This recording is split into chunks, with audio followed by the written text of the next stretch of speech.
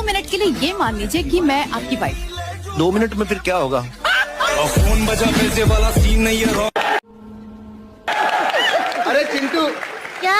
चिंटू मुझे शो पे सांड सांड कहता रहता है ना, आज सच्ची बताऊं पहली बार लाल रंग में घुसने का मन कर रहा है। बचपन में बातें अलग होती है मैडम। बचपन में तो क्या बच्चों को चॉकलेट देके कोई भी बात मनवा लो।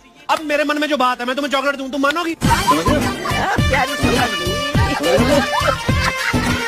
सर, मैं चाहती हूँ आप मेरी तरफ से बिट्टू शर्मा के खिलाफ केस लड़ें।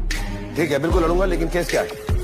ये अपनी पत्नी से प्यार नहीं करते, मतलब मुझसे प्यार नहीं करते। मुझे की और भी पत्नी है। बिट्टू शर्मा, तुम पर केस ये दर्ज हुआ है कि तुम अपनी पत्नी से प्यार नहीं करते हो। क्यों प्यार नहीं करते हो अपनी पत्नी से? भाई ये देखो, ये आपकी होती है, आप करते हैं?